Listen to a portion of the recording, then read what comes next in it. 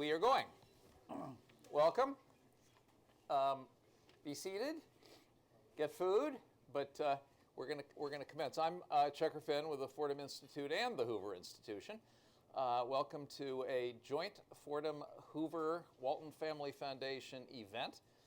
We don't do it that complicatedly all that often, but we're delighted to be using Hoover's lovely new Washington space, in part because the Fordham event space is being renovated.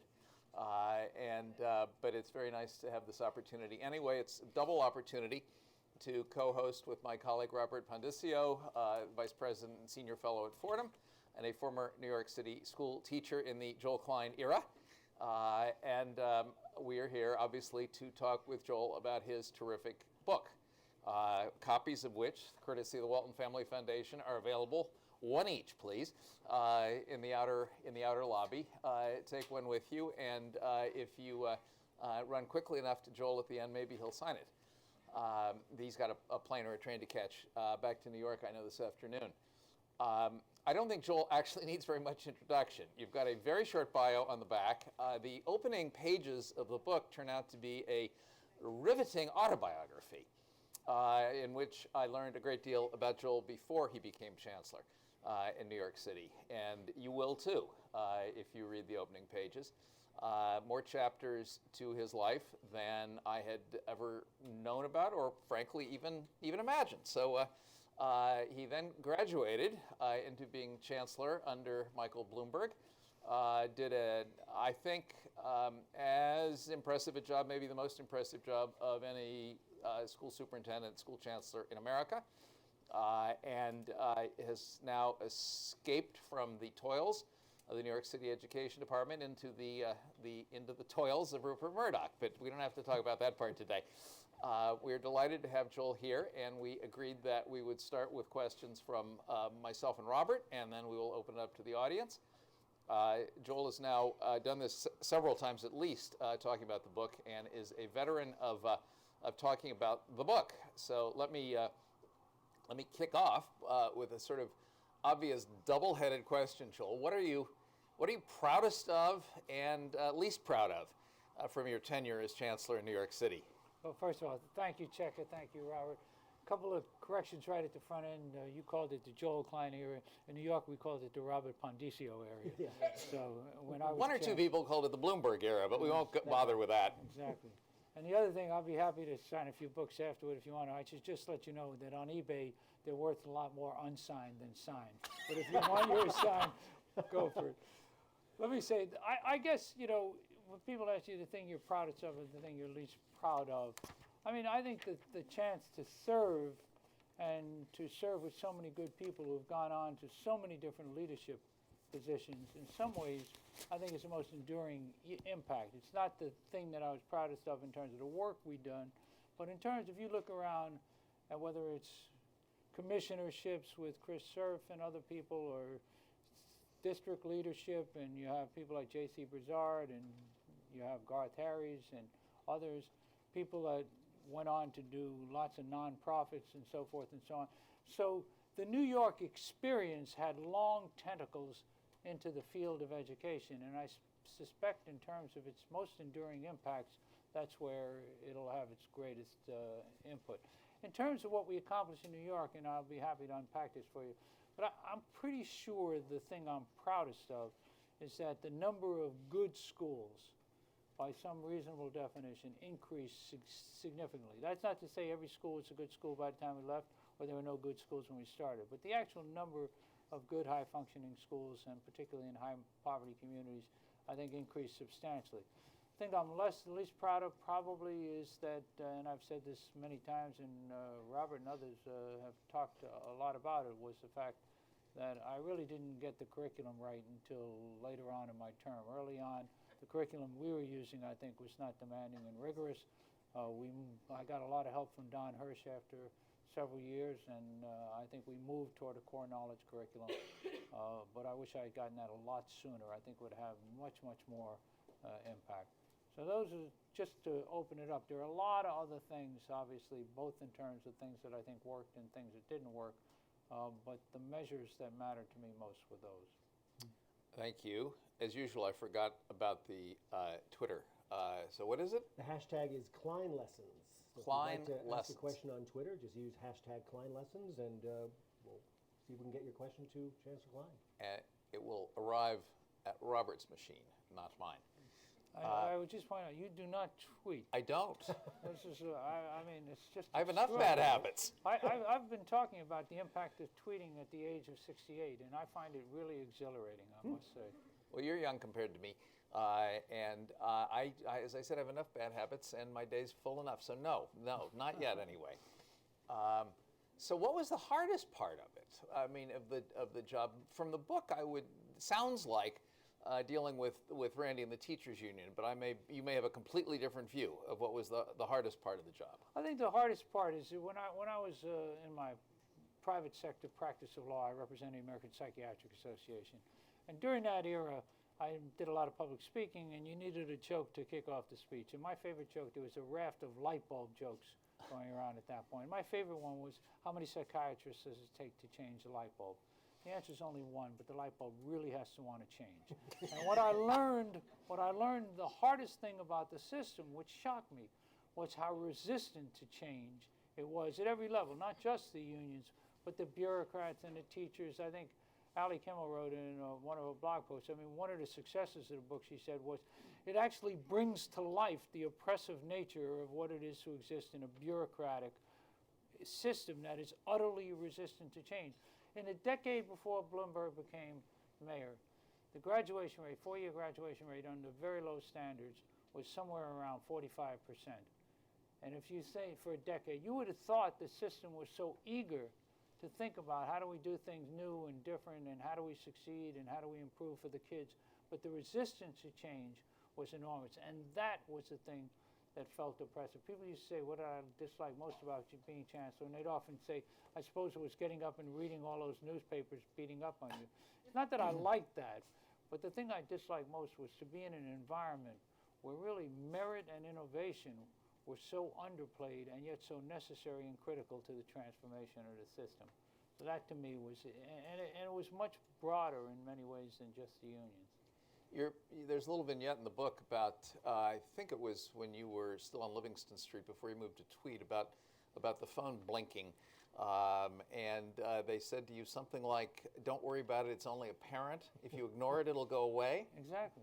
I mean, I'll never forget that. It was the first day on the job. It was August 19, 2002. I've been gearing up for the job for about a month after the mayor announced me. And then somebody said that to me, and I thought, this has got to be from Central Casting. First of all, 110 Livingston Street had to be from Central Casting. It looked like they had imported the Kremlin right into Brooklyn. The thing was so bureaucratic in every sense. But there was a sense which you can't understand. One of the really important reasons I wrote this book, and I'd ask you to read it, is because I want people to feel what 8 years in a system in which the status quo is so pervasive, so smothering, and what that's like day in and day out in terms of trying to find ways to breathe. And in some respects, for my colleagues who are doing this work, I continue to think the heroes in this system, and there are many, but at the top of the list are really the people out in the field who are actually banging their heads against the wall trying to bring change to systems that so resist change. And emblematic for me were two stories that I tell in the book. One was literally at a hearing early on where the mayor had talked a lot about patronage, and one of the assembly people said during the hearing, he said, this is ridiculous, everybody knows there's no patronage in the school system, so on and so forth. And at the end of the hearing, he takes me back and says to me, there's a principal for the Democratic Club in Brooklyn who is under scrutiny. If you could protect him, you'll have no trouble with us going forward. So, you can't even make this kind of stories up. And this story about the phone was just, I said, what do you mean that's a parent that they'll go away? He said, well, we get a lot of parents complain, and we don't have much answer for them.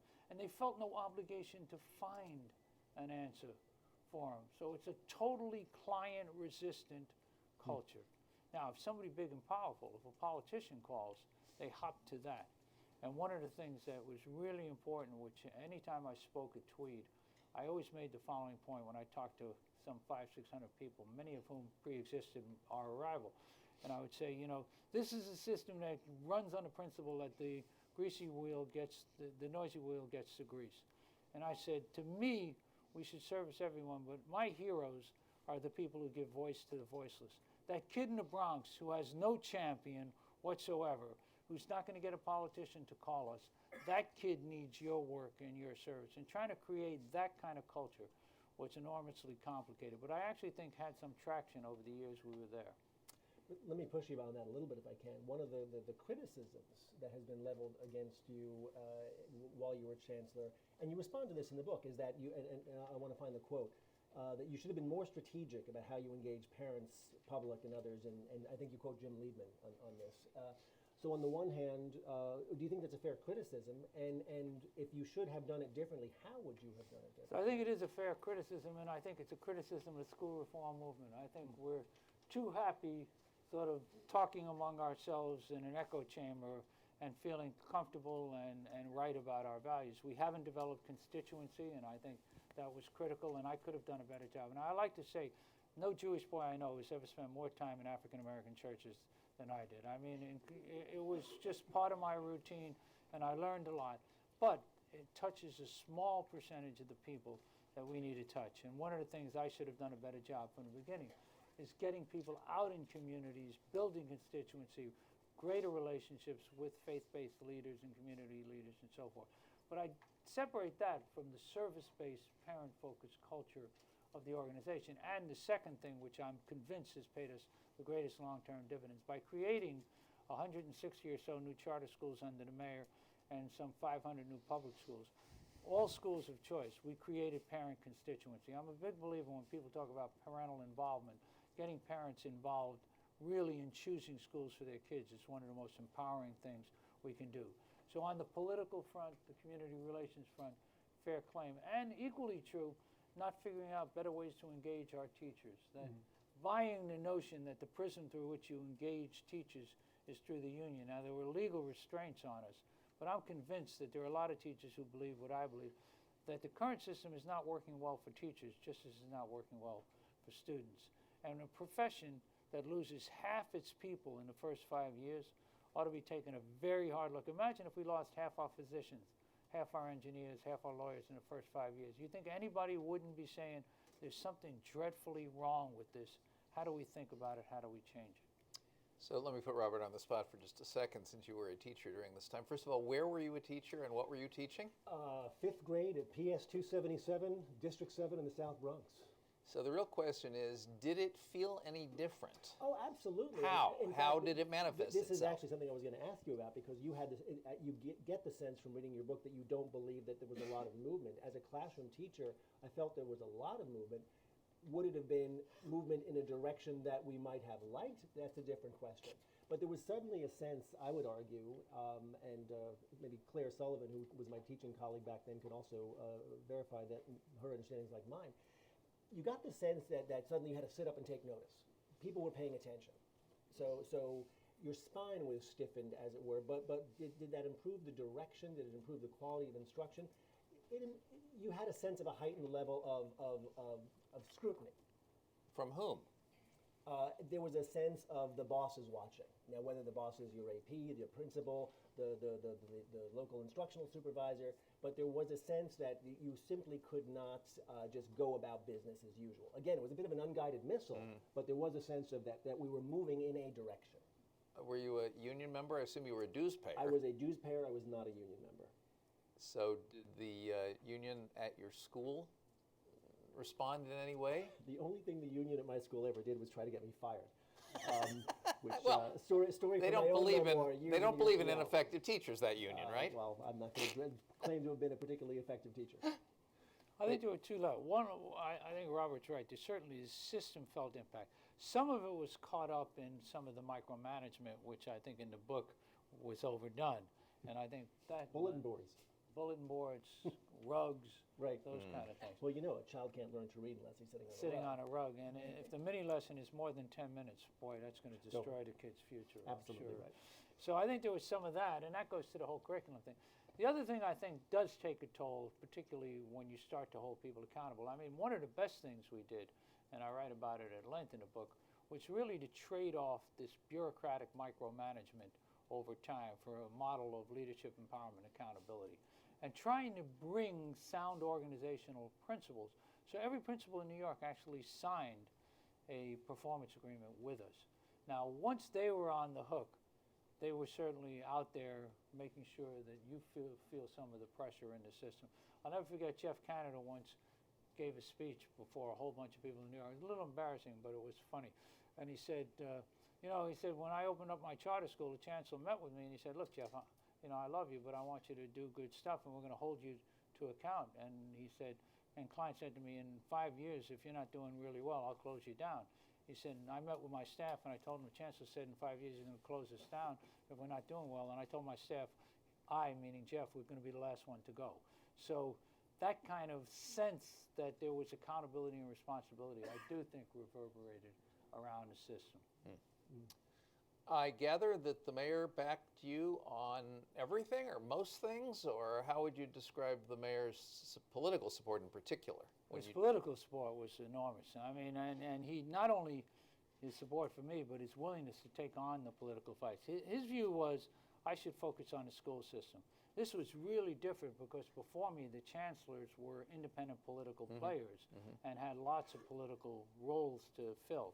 The mayor didn't want that. He really wanted me in a management function. But politically, and I tell this in the book, and it's a true story, every now and again the mayor would call you at about 6 in the morning. And if you're a chancellor, this is like he's not calling to say hello, good morning. I mean, he's got a day job. And so normally it would be, why did you mess this up, whatever.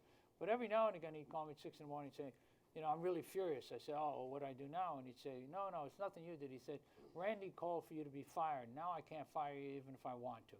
And so that was that's classic Bloomberg. But having your back is something anybody who's ever worked for Mike will say. It's not that he didn't chew you out afterward, but having your back publicly was something he was terrific at. But you had weekly meetings, the book says, or even more often sometimes, and you imply that sometimes he pushed back against ideas that you were promoting or going to try or initiatives you were going to undertake. He would push back, although, by and large, he would let us run the department. He would push back, and sometimes there were things he felt very strongly about. Social promotion was one that he felt and pushed very hard on. Some of the things about weighted student funding, he had some pretty hard questions. How do you weight it? What are the values? I mean, you know about this because you've written a lot about it, but how do you figure out how different kids get different amounts of money in a cash system? What happens in a system like New York where you sort of have a zero-sum game? So you're moving money from some communities to other communities, the communities that are losing money, what are their reactions? So he would push back. But by and large, Mike's point, and it reflected in the way I ran the school system, this whole notion of empowerment and accountability for principals. Mike's basic view of the people he hires is he holds them accountable. And I must say, I felt that just like Robert felt it in the schools. I felt that from the mayor. I mean, when you'd come in with results that were not as good as you'd hoped they would be, it was, shall we say, not a fun meeting. I mean, I always thought accountability was a great idea until the mayor decided to apply it to me. Then it got to be a little tougher. I gather he also, from a line in your book, he also looked pretty closely to see if your numbers added up. Not only if they added up, but if they were being presented well. And he's got an instinct for numbers. And people always said, which I mentioned in the book, they said to me, what's it like to meet with Bloomberg? I said, well, it's always interesting because he's a very intelligent guy who's penetrating in his questioning and a very quick study. But the one thing, you better make sure your numbers are bulletproof. Because if they're not, boy, that's not a fun meeting. I mean, this is a guy who gets numbers. There was a story in the paper this morning that, I'm not sure if you saw it in the New York Post, that some significant number of New York City teacher preparation programs are certifying literally zero of their students because they can't pass a literacy test. The numbers are fairly appalling. You write a lot in the book about teacher quality, and on the one hand, I agree with you that it's a significant issue. But you also write that there are limits to what you can do in turning around a school system like New York because of teacher quality and the ingrained habits. How much juice can you squeeze from teacher quality alone? You've written a lot about it, you've talked a lot about it, but you're recognizing there's limits. Well, you've got a workforce that exists, and you've got to start with that. Now, trying to, as I talk a lot about the book, how do you re-engage them and so forth. But one of the things we did, and Wyckoff and others have written about, was through new hires And in a system that turns over as many people as one like New York, you can bring in a lot of people like you who came, from other walks of life and so forth and so on. So I think you can do a lot here. I was just saying, we started with some close to 80,000 teachers. And so dealing with the realities of that and how you move forward. But this story in the Post, which I not only read, but I tweeted about this morning, was actually a very powerful story, because think about this. This is a basic literacy test, which people are not passing. And in some of those schools, they had a pass rate of 10 or 12%. It's One really school had shocking. zero. One school had zero. So this is really going to, I think this is one of the coming issues. And I give NCTQ and others a lot of credit for this, for focusing on this issue of both who we're bringing into the profession and how we're training them. And both Al Shanker, who I quote in my book, and Sandy Feldman, who I quote in my book, both revered union leaders focus on these issues. So I think this kind of thing, I call for something like the equivalent of bar exam, so that ed schools that have got a 35% to 40% pass rate would eventually be sunset.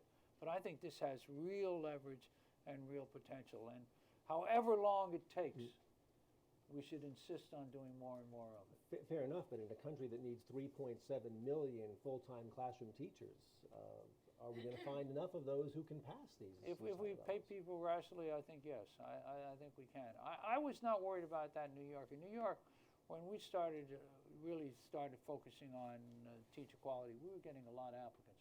Where we weren't getting enough applicants, and one of the things I've always complained about, and how you do pay differentials, in math and science, just as a practical matter, we weren't getting the applicants we needed. So a lot of kids in communities where you were teaching were being taught math by very nice people who cared a lot about it, but never studied math. And so that was a particular problem. But I think the answer, look, if we stabilize teaching and do what Shanker said and make it a real profession, and people think it has the respect and the honor and all the other things that go with it, then I think we'll create a more stable teaching force, and that'll attract more people. The notion, which I just find, I know I've said it before, but I find mind-boggling, we lose half the profession in the first 5 years. That's just not a winning formula. Again, think about that if it was happening in medicine. The investment we're making, both as a system in terms of educating people and as a system in terms of bringing them in, and then they all leave. There's actually a lot of Shanker in your book. A lot of Shanker in my book. I read his work. One of the things that inspired me is the day I took the job, I started becoming, being a total outsider to the job. I say in the book, most people thought that Joel Klein, the guy who writes for Time magazine, got the job. No. Why people find this funny, I don't know. But it is. It is. That's why. But he had written anonymous. What made him more qualified, I don't know. But I at least was out there. I wasn't anonymous. But in all seriousness, I just read everything I could get my hands on, including all of these old speeches and papers by Shanker. And there's so much in there that people would rather ignore today that are so powerful. This thing called The Making of a Profession, which was written in 1985, is one of the best things I've ever read. And Shanker got it. He got the fact that if we don't go beyond collective bargaining to a true professionalism, that the long-term prospects are going to be diminished. And that's what we're seeing right now. There's no question about it to me. Yep. You did put a great deal of your energy into principles and into reshaping the principalship, creating new terms of employment for principals, training principals, and so forth. Is this because that's a more efficient, because there are fewer of them, it's a more efficient strategy for changing a system? Is it because the principals union was not quite as intractable as the teachers union? What was the reason behind the strategy? The main reason was because the unit that matters, this is the essence of my own thinking. This is why when people say you're for charter schools, to me, this is politics. I am for good schools. If I'm the parent of a kid, whether it's PS 11 or charter school 11 is a matter of indifference to me. Whether it's good or bad really matters. And that to me was the unit, right? So people want to talk about the school system. That's what the politicians and the unions and everybody. I wanted to talk about the individual school. We called it Children First, a system of great schools, not a great school system. And that was because everything that was about was, where do you send your kid to get an education? You send her to a school, And if that's good, that matters. And that's why I said at the outset, the thing that mattered most to me was the number of good schools. When we started at the top 25 in New York, none of them were from New York City, New York State. By the time we finished, more than half were from New York City. And that's just indicative. Top schools in the state? In the state. Or none of them from New York None City? of them, Okay. And by the time we finished, more than half. So that became a big measure. Now, you can't have a good school without good school leadership. You know, whatever you think of Fordham, and I'm a fan of Fordham, don't agree with everything they do, but I'm a fan of them. Whatever you think of them, without Checker's leadership, it's a very different organization. It never would have matured into the organization. Leadership is the ineffable variable in any organization. And if we don't get that right, you can't navigate around it. Teachers like Robert don't want to work for a principal who doesn't know how to lead. And there was this deep belief in the system that somehow the principals became this political appointment of the superintendents, and that they were the people who played the political game. And my basic view of this thing was, no, we've got to find a different, you could be a great teacher, doesn't make you a great principal. And you can be a great principal and not necessarily have been a great teacher. And so finding the people who had the leadership skills, who understood, how do you support teachers, right? To me, one great principal could do a whole hell of a lot more to attract and support, particularly with all the new schools we're opening, great teachers. So that's why I focused on that particular part of it. I still think it's the undervalued piece of the system, and part of that is because of the politics of the system. I always used to say the weakest link in the organizational chain was the principal. Top down from the bureaucracy, right? Pulling on them like a little puppet, you know, do this. When I got there, the principals used to have their assistant principals picked by the superintendents. I mean, I thought it was the nuttiest damn thing I'd ever heard, right? You've got to be able to assemble your team. So I decided I would change it. So I had 40 superintendents then. I met in a room with 40 in a room like this. And they said, oh, Chancellor, you can't do that. So what are you talking about? I said, why can't I have the principals pick the assistant principals? Mind you, these are all principals these people picked. They select them. They said, well, you can't do that because they don't know how to pick an assistant principal. So you're smiling. So I said, if we've got principals that don't know how to pick an assistant principal, how the hell is this going to work? We got to start all over again. This makes no sense. If you don't know how to assemble your team, it is game over day one. And if you allow other people to assemble your team, then I know that you're not really responsible, because then you're just going through the motions. So we change that. But I do think this whole role of effective leadership, and leadership is not dictatorship, but leadership really makes people want to come to work, get behind it. In the several hundred new small schools, high schools, which is one of the things we did that has now been demonstrated by lots of measures to work. But in that, we had principals who could select teachers who were bringing in people who were really terrific and building teams and understanding the way. And I'm convinced that that's one of the reasons why that new small school initiative worked. One of the other changes you got through was letting principals at least reject teachers they didn't want to have in their school. Huge. To this day, principals in New York will tell you, one of the most important things we did is to say, at least you may not be able to fire people, but you don't have to hire people. And it costs us a ton of money. But imagine this, when I started, just think about this, people would get excess. Hi, Nina. Hi, Nina. Welcome. There's seats up front. It's the price you pay for showing up late. You get called out personally. But I'm sure you were doing very important work, so thank you for joining us. But no, I thought, and this was, there's no question, one of the biggest contractual changes. At that point, and most of you are familiar with this, I found it shocking that teachers who could be excess to the school, and you usually didn't excess teachers who were high performing, could show up in another school and say, I have seniority at Robert's school, I want the next spot. And even if somebody had been hired, they could bump them, literally bump them out. And I said, you can't interview them, nothing. And now, how nutty is this? And so one of the things we really went to the mat on, and Bloomberg backed us with a lot of political pressure, is saying that principals could at least select the people on their staffs. And I'll tell you, this whole thing, which is euphemistically referred to as the dance of the lemons, this whole thing works to the disadvantage of minority kids.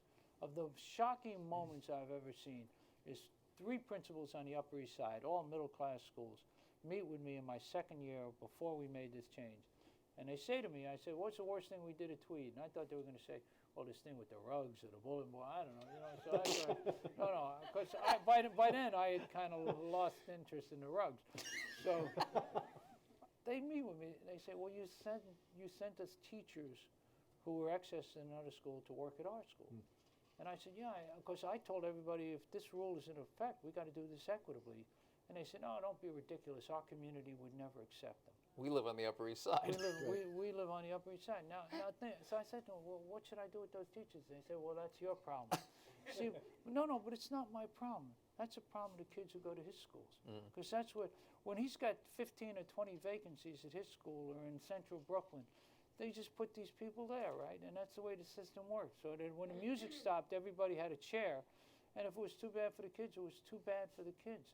Now, that's a shocking thing. And to me, this became the firepower of my equity concern, which was all of a sudden what I saw was this acronym I created called OPCs, right? So other people's children, usually people in high poverty communities, often communities of color, they're told that teachers who can't teach on the Upper East Side should go to those schools. And think about it, in most of those schools, they'd have 18, 20, sometimes more teachers turnover every year. If we had a vacancy on the Upper East Side, there would be 500 teachers apply for it. Where's the equity remotely in any of that? So one of the things that I at least said is when we do this business with excess teachers, let's do it fairly.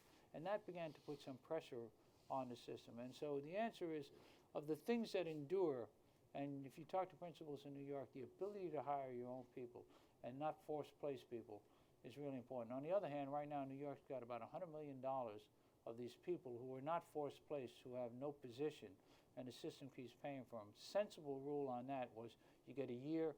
If you don't find another position, then you move out of the system. But it's very hard to move people out of the system. What, are you saying that rule, the one-year rule, is no longer in effect? It never was in effect. It was never in effect. We tried to get a one-year rule, and that was the thing we lost in the arbitration.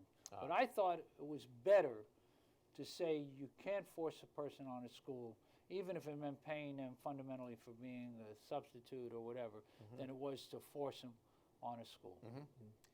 Let's see if we can make a little bit of news here.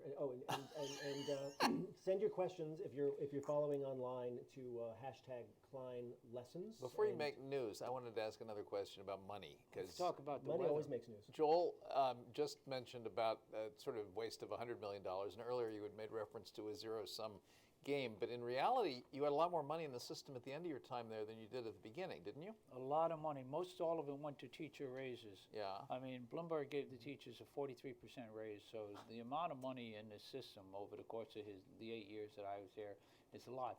But there's an example where if you could use the money more intelligently, you could get a bigger bang for the buck. Now, having said that, moving starting salaries from $30,000 to $45,000 makes a big difference. Makes a big difference. Okay.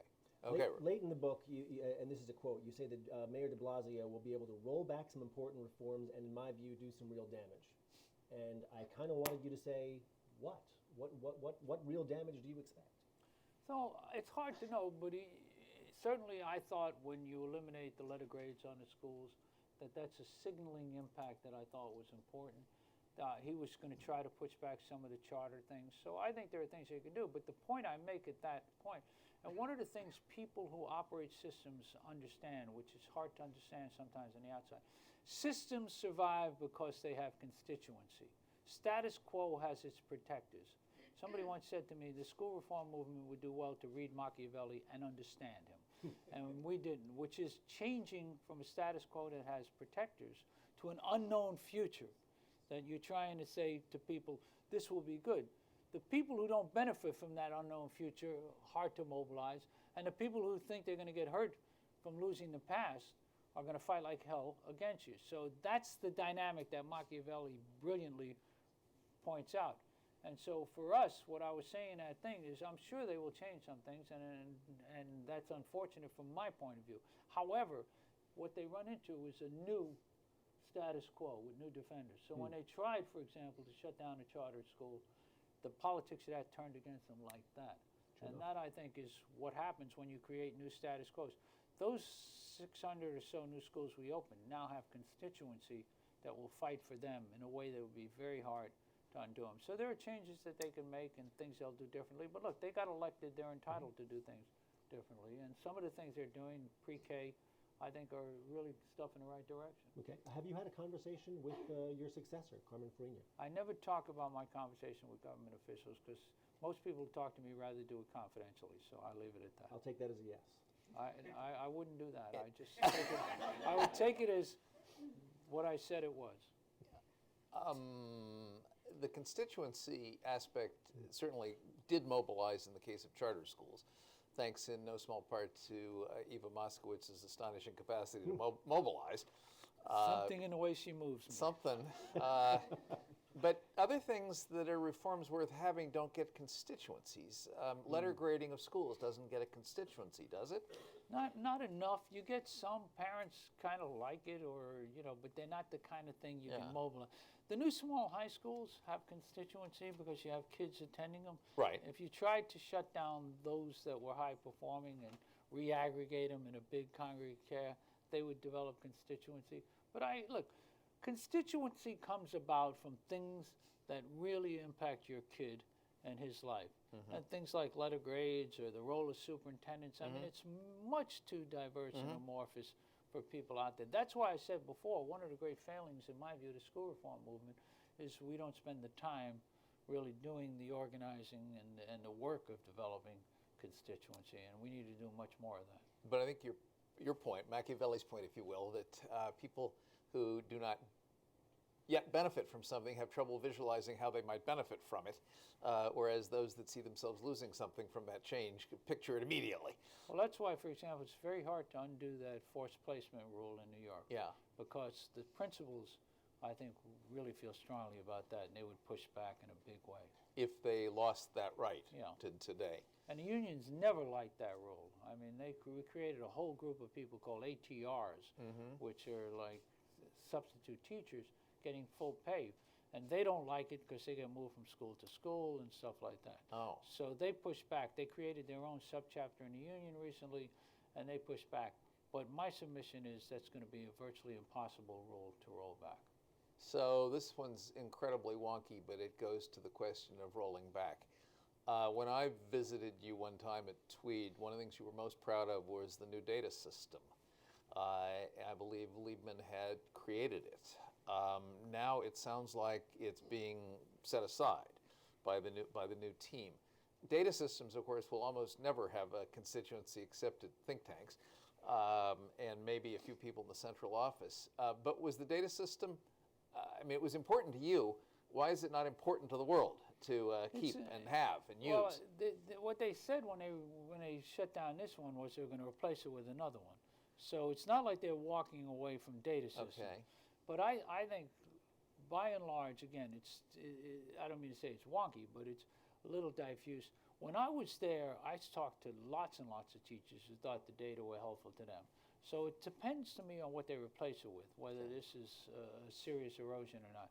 And the parents, when I was there, and the last year I was there, I think there were out of 1 million parents, 300,000 who were using this data system, which seems to me to be a significant number. So I think there is some value to it. But those are not I mean, it'd be very hard to say to people, we got to, take over the Bastille over a data system. I mean, it just seems unlikely. That's what I was thinking. It doesn't get a constituency. No, that's why things like don't take away my charter school gets constituency, because that I know is going to impact Juan. Yeah. It's going to impact Juan. Now I'm interested. But data systems, superintendencies, all of that just seems to people way too remote. That's what both gives you the ability to try to run ahead of the field. One of the things someone once said about me was, being an outsider, I didn't know all the things that I wasn't supposed to do, so I just did them. And a lot of times, as the mayor used to say, it's better to ask for forgiveness than for permission. Right. We just say, oh my gosh, I don't know. But you change the status quo, you create new constituencies. So on balance, are you in favor of mayoral control of large urban school systems? Not even on balance. I'm unequivocally in favor of it. Doesn't mean that it'll. You don't agree with me. Doesn't mean that not you. Somebody in the front row who's. Well, we get ornery people at these events. It's okay. Sometimes on the stage, but I think schools, to me, with some rare exceptions, school boards tend to be more cautious, less willing, and they don't have the political stroke to do the big things like a Bloomberg did. Now, the problem with that is, of course, the next mayor can do big things in the other direction, and I respect that. But that seems to me to be inherent in the democratic system. On the other hand, I would like a mayor who's accountable to the whole city, highly visible, controls the purse strings, to be accountable for the school system, even if she's doing things that I don't always agree with. And I think it's interesting, and I would say one of the great developments is in the course of my career in education is the role of urban mayors, particularly Democratic urban mayors, who have all, not every mayor, but many of them have begun to move on school reform because they see the impact for their kids in their cities. And so when you look at guys like Antonio Villaraigosa, or you look at Adrian Fenty in this city, Mike Bloomberg, look what happened up in Boston. Those are where I see a lot of foment for change, and that to me is a good thing. So I'm a big mayoral control person. Okay. I've got one more question. You may have more, and then we'll open it up. Absolutely. This my only sort of ad hominem question, caddy ad hominem question. Are you still pleased that you linked up for a while with Al Sharpton? Look, the thing I did with Sharpton, I didn't work out as I had hoped it worked out, but there was nothing about it other than to try to develop more constituency, get leadership in the minority community to get involved in school reform. And when we were involved, he was out there on principles that really mattered. And so in that respect, there was nothing about my experience that wasn't a good one. I'm looking through Twitter trying to find a question. I'm not finding questions, but I'm finding an awful lot of how can I put this? Strong opinions about our guest. Good. So let me make a question. are they That means quote- lots of people are listening. Are they quotable in polite company? No, of course not. Can one ever develop a thick enough skin to abide that day after day for 8 or 9 years? I mean, that's a great question. It's not fun, and anybody who thinks it's a good thing to have people pummel you is wrong about that. On the other hand, I never took it in a really personal sense, in the sense that I wasn't doing this job for me. Well, you're using the past tense. It's still going on. Yeah, no, it's no more fun now than it used to be, if that's what you're asking me. I mean, it's not something I'm looking to do. But no, you take a lot of pounding. But I've always said to people, in life you have choices, whether if you want to be consequential, you're often going to be controversial. And I think that's to be expected. I try not to take the thing personally. And I always said to people, this isn't about Joel Klein. I mean, Joel Klein got a great education in New York City public schools, and I will be fine. But the kids in New York, many of whom in high poverty communities right now are massively underprepared for what they need in the 21st century. That's where I'd like the focus to be. And if we can keep the focus on that, then I think we can make some progress. The more people want to make it ad hominem and personal and so forth, it feels good, but I don't think it has any real value. Why don't we take a couple of questions? And we have microphones? Yes, we do. And do us the kindness of identifying yourself before you ask your question. Yes, thank you very much. I'm Charlie Cobb, formerly a protege of Checkers and with the Committee for Economic Development. One question. Joel, you cited with some obvious fondness Al Shanker. And I remember almost 25 years ago, he was on the first President Bush's Education Policy Advisory Committee. And PPAC. PPAC, as it was called, Checker, exactly. So my question is, that was 25 years ago. Why is the pace of change in education so damn slow? And if you look at the results of the PISA reports from the OECD, you see countries with far smaller gross domestic products than the United States Vietnam. leapfrogging us. So what can pick up the pace? I mean, it's outrageous. Thank Look, you. I agree with you. I think why are things moving so slowly? Because I think basically the status quo is dug in. And I think there's this phenomenon, which I want to pivot to in a second because of the Common Core. But I think this used to be seen as a problem of OPCs, other people's children. My kids in middle-class neighborhood, they're going to do fine. I don't have to worry about it. If this is a problem for high-poverty neighborhoods. And I always said think about the difference between terrorism and education. Terrorism doesn't know zip code. When it strikes, if anything, it's more likely to strike in a neighborhood where people are randomly available from any class of life. Whereas zip code is what defines what we've gone on in education, and so those are, quote, OPCs. Now, one of the things that Common Core and the new set of testing and so forth is doing is having people realize that this is not just other people's children, but we got a much broader problem. And PISA has pointed this out for years, but parents don't know what PISA means for their kid. So they don't, it's not it goes back to what Checker and I have been talking about.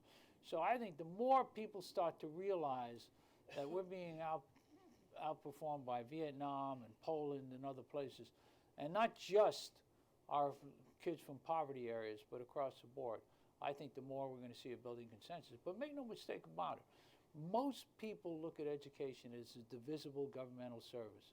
And those people who are middle class are able to either get the school they want, move to the community they want, or opt out through private schools.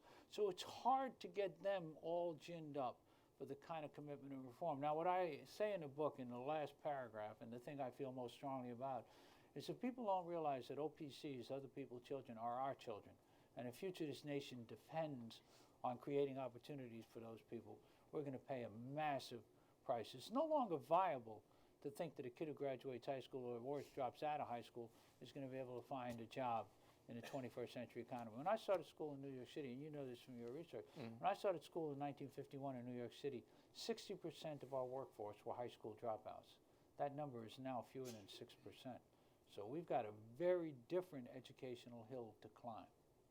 You do make mention in the book of a series of parties in Central Park West where you were trying to get the hedge fund elite interested in the fate of the school system. Did you It's a little pejorative in that you say hedge fund. There's other elites live on the Fifth Avenue. I mean, but Okay. yeah, but you're right. No, I did that to build political constituency because those people I was trying to convince that this other people's children's future really will impact the city, and I think I did have success in that. Okay. Up, Mike. Thanks. It's Will Marshall, Progressive Policy Institute. And Joel, thanks for taking the pummeling. That was a great inspiration to those of us who've been working in the school reform vineyards for a long time. And I was at the time a charter school authorizer in Washington, and we were quite inspired. But the one question for you is, can we make a lot of progress without having a fundamental change in the way school boards operate? Because in D.C. we made a lot of progress in part because we had a charter school board implanted here by Congress. Otherwise, we wouldn't have had the progress had that not been the case.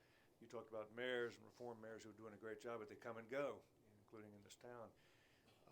But just talk a little about the school boards and their role and whether their opposition to the kind of changes that you wanted to bring about was a principal factor in, in the fights that you fought, and how we might go about re-envisioning their role. So a couple things on that. Well, first of all, talk about work that inspires. Your work at PPI has really been inspirational and really a beacon. Those who are not familiar with it, check it out. On the second front, look, school boards to me are often the impediments to change. There's lots of them. They're involved in politics at a pretty petty level, and I think they really are an impediment to change. So I was a strong believer, and if you look around where big things were happening, like Menino in Boston, and Daley in Chicago, and Bloomberg in New York, and then Fenty here, and while mayors come and go, I always thought it was very interesting that even though Fenty was defeated, the next mayor appointed Kaya, who was Michelle's deputy, which says a lot about my point about how status quo changed.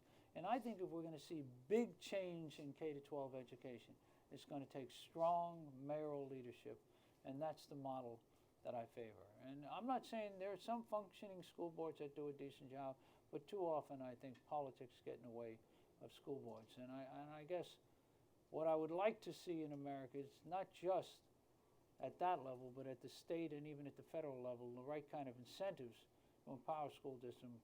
Whatever people think of the shortcomings of Race to the Top, there's no question Race to the Top got a lot of things done, including, for example, helping us lift the charter cap in New York. And that was really instrumental to it. So the federal government putting its thumb on the scale through incentive, I think can have real impact.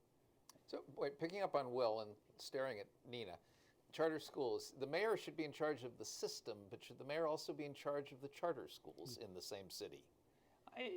Look, in most places, my guess is you're better off having independently authorizing charter schools. In New York, it wouldn't have mattered. If I didn't give them space, you'd have virtually no charter schools. And one of the big things we did in New York was to do something that most people don't volunteer to do, which is gave away market share by saying the traditional public schools would share the with parents who wanted to go to charters. But in most cities, I think traditional superintendents are not likely to authorize, so I would support an independent An independent authorizing Is body. that right, Nina? Good answer. Is that right, Nina? Not the only answer, but a good one. Time for a couple more? Yeah. Right there. Richard Collenberg with the Century Foundation. So one of the things you haven't talked about is school segregation. If we want people, middle-class people, to care about other people's children, one way to do that is if they're in a school together. A good way to attract strong teachers and connect them to poor kids is if there are not high concentrations of poverty. The Appleseed Foundation found that in New York City, now about half of the community school districts are economically mixed such that they could produce greater levels of integration. And I applaud, the idea of more school choice, but what about harnessing that school choice to try to bring about greater levels of integration? This is something, by the way, that Michelle Rhee and Diane Ravitch agree on, maybe the only thing. Look, I think it's a good goal. I think it's pretty hard to make it happen in a real-world situation, meaning you can always strive for much, much more integration. But when I took over the New York City Public Schools, Rick, it was 72% African-American and Latino. So that means your base number would be a 70-30 school. And one thing I learned from Boston and a whole lot of other places that I've been involved in is that's not going to work, that you can't balance schools that way. So what you're saying then is the experiment we did in places like St. Louis and other places where we tried to bus people really was basically saying in minority communities, your kids would be bused to other communities. Because when you started to bus people from middle-class communities, they exited the system. So my own view was we should try and create as much integration as possible. But in the end, in a school system that was 3/4 or close to 3/4 minority and had 75 or 80% free and reduced lunch, what I wanted to focus on was a good school in every community. And that became at least my priority, and I think a more sensible priority. Not that I wouldn't in any way possible want to support much more integration. And if I had a school system like Charlotte-Mecklenburg, where it's very different, it might have looked different. But I just didn't think New York, if we prioritized that, we would gain much. And in fact, the experience with the city had been that by creating these EdOp and other programs, we were basically keeping the middle-class whites in there because there was a lot of ways for them to exit the system if they felt they had to travel too much or were being put in schools for forced integration. So I think it's a tricky issue. There's nothing wrong with it.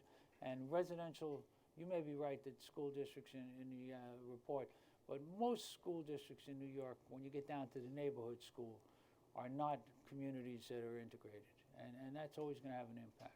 And you didn't want to annex Westchester and Bergen County Not and only, Suffolk County. not only didn't I want to, I was constitutionally incapable. After I the Milken understand. case, the Supreme Court made that impossible. But it's also, it seemed to me the history of desegregation has often been busing of minority children. And that just seemed to me, again, to create its own set of problems. I think there's a question up front here. Oh, I'm sorry. We'll get you next in the All back. right, Yeah, hi. I'm not going to do this. You do this. Christina Culver with EdNexus Advisors and another 20-plus year warrior in ed reform and transformation, as we're trying to call it now. Agree with what Charlie's saying, and I have a question for you. So can you talk a little bit about your vision for scalability? I mean, there's so much out there that we know that works. Other countries know it. Amanda Ripley goes around evangelizing all the time about what works in other countries. But what about sort of, using examples, say Success Academies has built 32 schools in 8 years, and you're working now for Amplify technology companies that have great products, but getting them into schools and hands of kids. What does that look like, and sort of what is your thinking about what needs to happen? So I think the big levers on this thing are the growth in charters. I mean, it's going too slowly for people like me, but it's going a lot more quickly than people would have thought. And what we're beginning to see when we see 5-7% of the people in charter schools, those numbers will expand. And those organizations like KIPP now that have 150 schools, I think their ability to expand even more rapidly will grow. So I think that's one wing of this. Second of all, I'm confident, I may be wrong, but I'm pretty confident that this teacher professionalization thing, the story in the Post that Robert asked me about before, is really powerful, and I think we may see movement. I've been calling for the longest time for a real rethink on how we recruit, teach, all the stuff that Amanda wrote about, and it sort of encapsulated the notion of a Flexner report for public education and training of teachers. And then the third thing you mentioned, which is absolutely true, is that technology, if it focuses on teaching and learning, helping teachers do their work more effectively, getting them more empowered, getting kids more engaged, can, I think, be a real stimulus. So I think those are the levers those three are the key levers that will help us scale. And right here in the front. If we could, there you go. Thank you. Hi, my name is Sarah Lee. I am a humble teacher from Arlington Public Schools. I just read a phenomenal book by Mark Tucker called Surpassing Shanghai, and he talks about the recent PISA results and how the U.S. is doing. And unfortunately, we're average in math, reading, and science.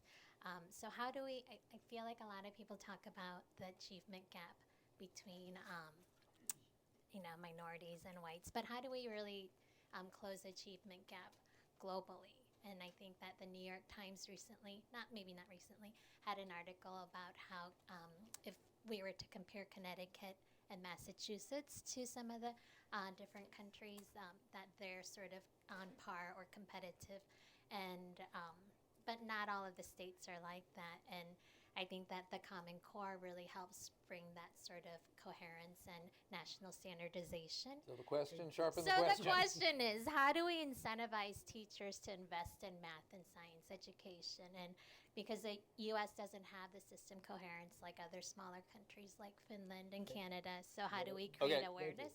So I would just, not to repeat myself, but I say two critical things.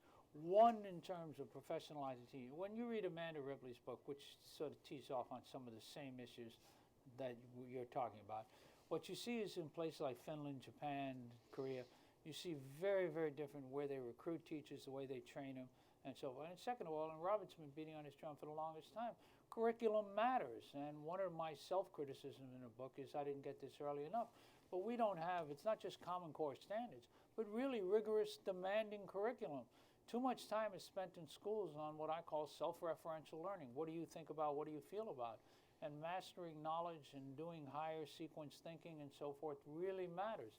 So those two things I think are critical, and we've got to stop kidding ourselves. The one thing about dumbed down standards, it makes people feel good, but in the long term it's hurting our children. I think we're just about out of time. I'll take one more in the front. Okay. Got one hand up, we shouldn't Yes, deny please. it. Talk a lot about the teaching profession. I haven't read Amanda's Sure. book. Oh, Anna Thompson, formerly of the Schwab Foundation, now Barbara Hill Advisors. I haven't read Amanda's book. I have read Checker. Per pupil spending's tripled in the last 50 years. Number of teachers have tripled. Where are you going to get the money to develop a profession that can actually reward teachers? It really boils down to the class size issue, I think. But can you talk about the structural changes that are needed so you can have sustainable merit-based pay and competitive salaries? Because it's not just about teacher prep. It's attracting people to the profession, I think. So It is, but I think part of it is we've got to move away from lockstep pay for paying people for credentials, for paying people for 30 credits. There's a lot of money in the system that we could free up and start to use for performance-based pay and other things. Second of all, so much of it is backloaded right now. And I think if we start to think about, when you're talking about people in New York after 25 years can retire with a lifetime pension. And if we think about making pensions much more portable, enabling teachers to move in and out of the system, I think that'll have a lot of value. And finally, what I really believe is if we professionalize and the non-monetary aspects make the job more attractive in places that Amanda writes about, that's part of what the equation is. That'll attract people who will stay in the system in a rational way. This constant loss of people in the early years is what's really, it's a massive human capital waste, and we're getting hurt by it. So these are not easy. If I had easy answers, I would give them to you, but they're not easy. what about class size rules? The rules themselves never made any sense to me. I mean, I say in the book, everybody favors lower class size, all other things being equal, but things are not always equal. And I've never met a parent who said they wouldn't rather have their kid in a class of 28 with a great teacher than a class of 20 with a crummy teacher. It never happened. Nina, and then One more second. and then I've got one more for him Okay. anyway. Nina Reese with the National Alliance for Public Charter Schools. Quick question on the federal role in education with the Republican Talk about making Congress. news.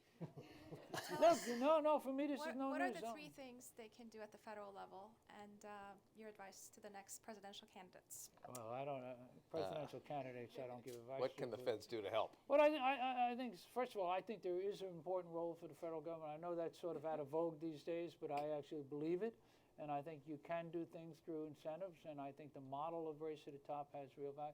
The things that I would focus on is incentivizing school choice, creating incentives for pre-K, which I think we're wasting a lot in. And now I would tie this to accountability, and I would create innovation funds that stimulate. And one of the things I write about in the book that had real impact was taking real money and saying to schools now, come up with new models. So the School of One was born in New York, P-Tech was born in New York, the iSchool was born in New York, Game School was born in New York, because we incentivize it. And I think the federal government could do a lot of those kinds of things. But don't leave it up to me. I mean, I was the one early on who said we should have a national curriculum or national standards. And then Checker reminded me that it was Bennett who said, we'll never have national standards. The Republicans don't do national, the Democrats don't do standards. So, but I'm still undeterred, and I'm still for it. We're one nation. We should have a standard of what it means to be. It shouldn't control curriculum or anything like that, but we should have a standard of what it means to be an educated American. I don't get the idea that people in different states are somehow competing with each other rather than competing in a global economy. I got to push once more on curriculum because you do a kind of large mea culpa in the book about not getting onto knowledge-based curriculum early enough. But should a city like New York with 700 elementary and middle schools have a city-wide curriculum that all the teachers use, or should it not? So I could argue this one round to flat. So I see the value, and over time what I did is let schools that were performing well develop their own curriculum. But I guess I think that a city like New York that goes to my view of standards should well and justifiably adopt a uniform curriculum of what it means to be an educated American. And I see the problems with that. But on the other hand, I don't think curriculum should be a jump ball. Should be a jump ball. Okay. All right. Thank you. Thank you. Thank you. Forward to the Twitter. I can find the Twitter. There's